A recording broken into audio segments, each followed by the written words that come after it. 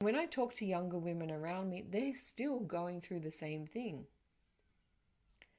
Women have more conflict around wealth because they are always taught that they're the home builders, they're not the breadwinner, they're not the financial security. And don't get me started on some of the TikToks out there. Yesterday I come across one, and thankfully one of my favorite influencers tore him to shreds, of this guy turning around and saying, "Women, why don't you just stop looking at working and behave yourself and stay at home and kick out a couple of babies or a couple of million babies for a man and do what you're told?" We're not moving back to the 1950s here, okay? We're in 2026. Women do often out earn men. They shine brighter. They have more compassion. They have more capacity. But it is a big struggle. When we start earning more, showing up and becoming more, we get accused of ego or outliving the 3D planet. There's so much materialism. It's an illusion. We have so much attachment to it. These things build us false sense of security around what we can actually create. Money flows. The more you give it a job, the more it receives and comes in and then goes back out again. It is a continuous supply if you allow it to be so.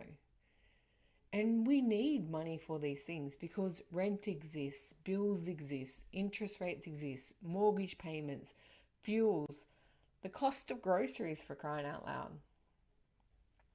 But it doesn't have to be as hard as we make it. And spiritually speaking, the world has this view that in a spiritual business that you have to be scarce. Everything has to be hard and it can't be easy to come by, and it should be drip fed to you in little bits and pieces. We can be totally abundant and fully in flow and have lots of clarity and have it all at the same time if we just let us. Wealthy spiritual women are not greedy, they're resourceful. And the best part is resourceful women are very dangerous in all the right ways, because we will use that money not just for ourselves, because there is very few spiritual women out there that are pure greedy.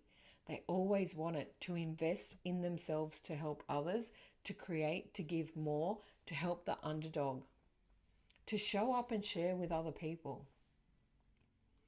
And wealth is not that false illusion of having stacks of cash on Instagram, lying about all the clients that you have that aren't really there, and promoting yourself as something so much more than what you are.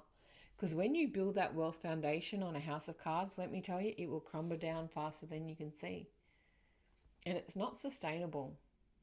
Unfortunately, there are a lot of people out there that go woo and pretend to be spiritual. But the greatest gift of spirituality, from my perspective, is authenticity and truth.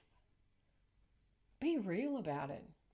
Because when you build on those false foundations, they don't last very long and it falls down. And when it falls hard.